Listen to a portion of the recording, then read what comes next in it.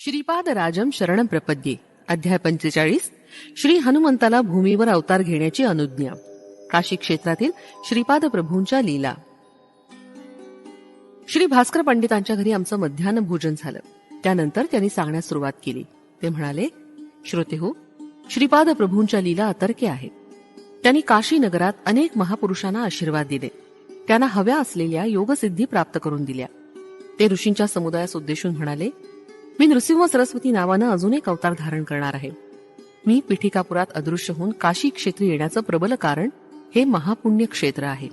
सिद्ध संकल्पांची येथे पूर्तता होते. मी दररोज गंगेत स्नान करण्यासाठी योग्य मार्गाने येत असतो. मी नृसिंह सरस्वती अवतारात इथेच संन्यास दीक्षा स्वीकारणार आहे. येत्या शतकात क्रियायोगाचं ज्ञान इच्छिणाऱ्या गृहस्थाश्रमी लोकांना बोध करण्याच्या निमित्तानं श्यामाचरण नावाच्या एका साधकाला येथे काशीत जन्म घेण्याचा आदेश देत आहे.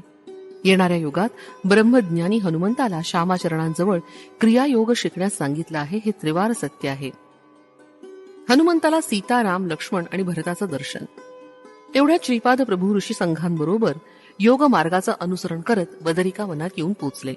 तिथं त्यांनी नरनारायण गुहेत अनेक शिष्यांना क्रियायोग दीक्षा दिली. तिथून 12 कोस दूर असलेल्या उर्वशी कुंडाजवळ ते आले.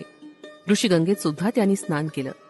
5000 वर्षापासून तपस्या करत असलेल्या सर्वेश्वरानंद नावाच्या महायोग्यास श्रीपाद प्रभूंनी आशीर्वाद दिला. तिथून ते नेपाळ देशात गेले. तिथं एका पर्वतावर रामनामाच्या ध्यानात मग्न असलेल्या हनुमंतास श्रीराम, सीता, लक्ष्मण, भरत आणि शत्रुघ्न या सर्वांचं दर्शन एकत्रितपणे श्रीपादांनी घडवलं. ते हनुमंताला म्हणाले, हे हनुमंता, तू रामनामाचा किती कोटी जप केलास याचा अंदाज लागत नाही. इतक्या थोड्या काळात तू रामनामाचा एवढा महान जप केलास की चित्रगुप्ताला सुद्धा त्याचा हिशेब ठेवणं अशक्य झालंय. यामुळेच तू चिरंजीव पदास प्राप्त झालास. तू कालातीत आहेस. तुझं आयुष्य किती लक्ष वर्ष आहे हे चित्रगुप्ताला सुद्धा लिहिणं अशक्य आहे. तू कलियुगात अवतरित हो. जितेंद्रिय होऊन सर्वांना वंदनीय होशील. रामबीज महिमा. यावर हनुमंत म्हणाला, प्रभू रामबीज हे अग्निबीजच आहे. त्यांच्यामुळेच मला अग्निसिद्धी प्राप्त झाली. मी देहबुद्धीनं तुमचा अंश आहे. आत्मबुद्धीनं मी तुमचंच स्वरूप झालो आहे. मी कोणत्या स्वरूपात अवतार घ्यावा ते मला सांगा. श्रीपाद प्रभू मंद हास्य करून म्हणाले, तू शिवांश रूपाचा रामभक्त हो. अरबी भाषेत अल म्हणजे शक्ती आणि अहा म्हणजे ती शक्ती धारण करणारा, म्हणून अल्लाह म्हणजेच शिवशक्ती स्वरूप असा त्याचा अर्थ आहे. इतकी वर्ष सीतापती म्हणून माझी सेवा केलीस.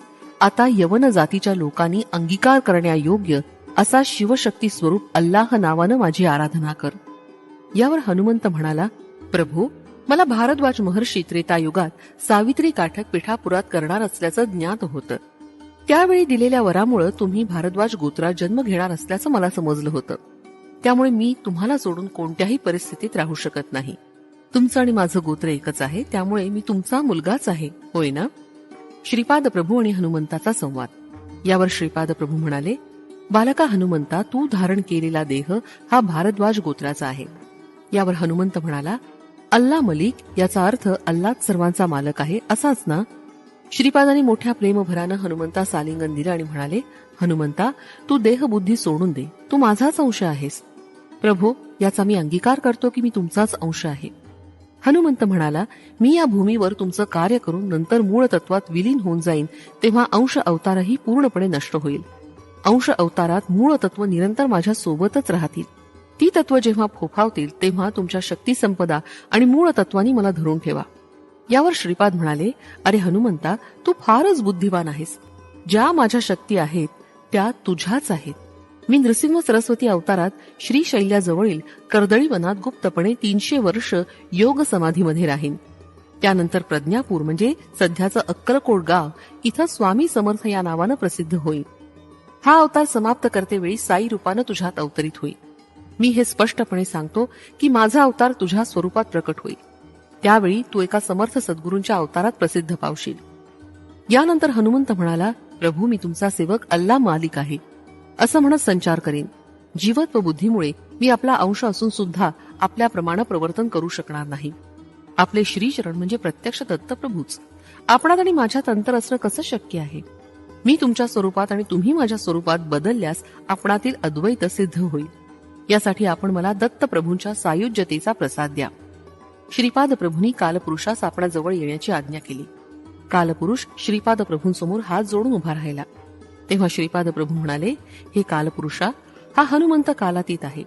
मी याला माझी सायुज्यता प्रसाद रूपानं दिली आहे. याला नाथ असं संबोधन देत आहे. आजपासून तो साईनाथ या नावानं संबोधन केला जाईल. आज दत्त जयंती साजरी करूया. हनुमंतातील चैतन्य दत्त स्वरूपात प्रकट झालं. हे पाहून ऋषी समुदाय श्रीपाद प्रभूंकडे आश्चर्यानं पाहू लागला. तेवढ्यात हनुमंताच्या शरीरातील जीवाणूंचं विघटन झालं. त्यातून अनसूया माता प्रकट झाली. ती श्रीपाद वल्लभांना पाहून म्हणाली, बाळ कृष्णा, तू किती उत्तम मुलगा आहेस. तुला जन्म दिला तेव्हा सर्वसाधारण मातेला होणाऱ्या प्रसव वेदना मला झाल्या नाहीत. मातेला अशा वेदनेमध्ये सुद्धा एक प्रकारचं सुख असतं. त्यात माधुर्याची अनुभूती येत असते. परंतु तुझ्या जन्माच्या वेळी मी या सुखापासून वंचितच राहिले. तू माझ्या पोटी पुन्हा जन्म घेणार नाहीस ना? ही तुझी वैष्णवी माया मला समजत नाही. यावर श्रीपाद प्रभू म्हणाले, हे माते, पुत्रांना मातेची धर्मबद्ध इच्छा पूर्ण करायचीच असते. तुझ्या गर्भातून प्रकट झालेला हा हनुमान आहे. त्याला माझी सायुज्य स्थिती प्राप्त करून दिली आहे. एका प्रकारे सांगायचं म्हणजे माझ्या मायेनं मी तुझ्या पोटी पुन्हा जन्म घेत आहे. थोड्याच वेळात तुला तीव्र प्रसव वेदना होतील. अनसूया मातेनं 3 शिरे असलेल्या दत्तमूर्तीस जन्म दिला. थोड्याच वेळात ती मूर्ती अंतर्धान पावून तिच्या मांडीवर एक शिशु प्रकट झाला. त्या नवजात शिशूला अनसूया देवीनं स्तनपान करवलं. ही घटना घडल्यानंतर थोड्याच वेळात हनुमंताचं स्वरूप दिसलं. त्यांच्या समोर श्रीरामचंद्र उभे होते. त्यानंतर हनुमान म्हणाला, म्लेंछ धर्मातील चांगली तत्व आणि सनातन धर्माची उत्तम तत्व या दोघांचा समन्वय करण्याचा आम्ही प्रयत्न करीन. म्लेंछ लोकांचा सुद्धा गुरु असावा ना? यावर श्रीपाद म्हणाले, मेहबूब सुभानी नावाचा एक महाज्ञानी माझ्यात सामावलेला आहे. तो वारिफ अलिफ या नावानं अवतरित होईल. तो तुझा गुरु होऊन योग रहस्याचं ज्ञान देईल. क्रियायोगाचं ज्ञान श्यामाचरण नावाचे गुरु देतील. त्यांच्याकडून तुला हवे असलेले वर प्राप्त होतील. माणिक प्रभूंचा आविर्भाव. प्रभू, तुम्ही पद्मावती व्यंकटेश्वर स्वरूप असल्याचं मी ऐकलं होतं. तुमची आराधना जाणणाऱ्या वैष्णव स्वामींना सुद्धा तुमचा अनुग्रह प्राप्त झाला. यानंतर श्रीपाद प्रभू म्हणाले, निरंतर माझं स्मरण करून माझ्या चैतन्य रूपात तुझ्या मनाला सदैव लीन कर.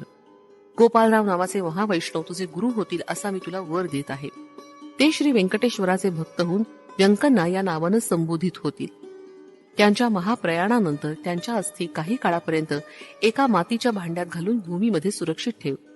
माझी सूचना मिळाल्यानंतर तू ते भांड उघडून पहा. त्यात व्यंकटेशाची मूर्ती असेल. त्या मूर्तीची तू पूजा कर. मी प्रसन्न होईन आणि तुला इच्छित वर प्रदान करीन. यावर हनुमंत जानकी मातेस म्हणाला, माते, तुम्हाला अत्यंत प्रेमानं आणि वात्सल्य भावानं एक माणिक मोत्यांचा हार दिला होतास. त्या हारातील माणिक मोत्यात राम शोधण्यासाठी मी दगडानं ते माणिक मोती फोडले. परंतु त्यात श्रीराम दिसले नाही म्हणून तो हार मी फेकून दिला. या महान अपराधाची मला क्षमा करावी. यावर श्रीपाद प्रभू म्हणाले, देवाच्या सान्निध्याशिवाय कोणतंही कार्य पूर्णतेस जात नाही. तो माणिकांचा हार मी व्यवस्थित ठेवला आहे. तो हार दत्त स्वरूप आहे यात शंकाच नाही.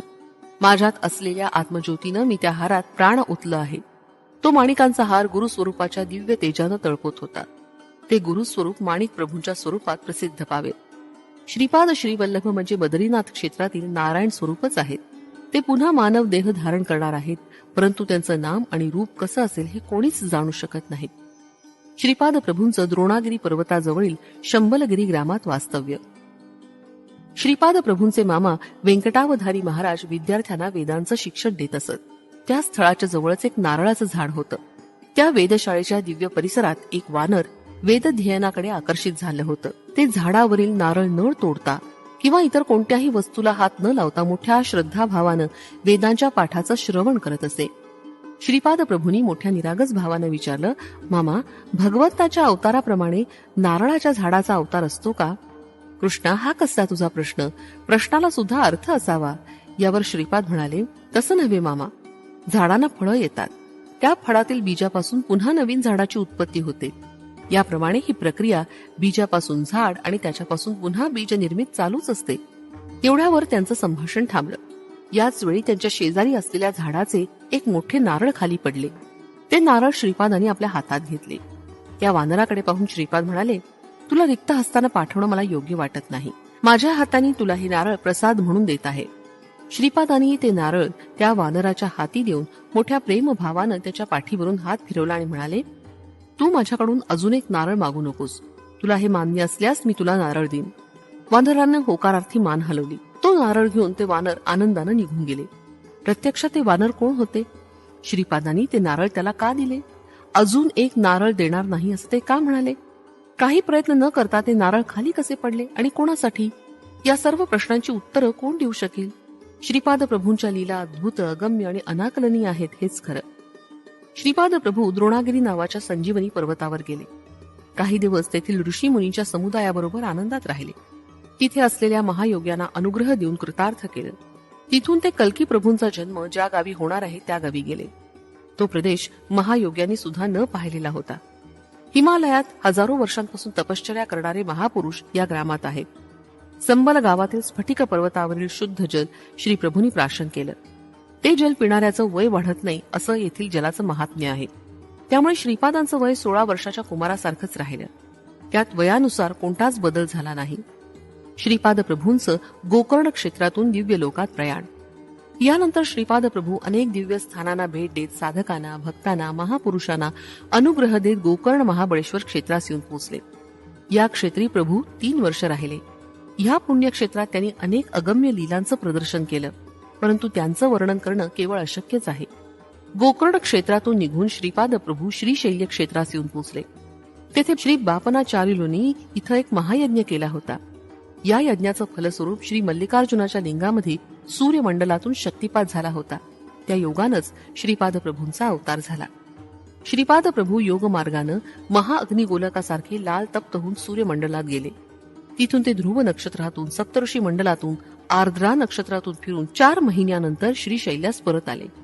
त्यांच्याबरोबर त्या नक्षत्रावर वास्तव्य करणारे महर्षी अत्यंत नूतन असा योग शिकण्यासाठी आले. श्रीशैल्यामधील सिद्ध पुरुषांची, ऋषींची श्रीनी एक सभा बोलावून सर्व ऋषींना, दुसऱ्या ग्रहावरून आलेल्या महर्षींना त्या नूतन महायोगाचा, सिद्ध योगाचा बोध केला.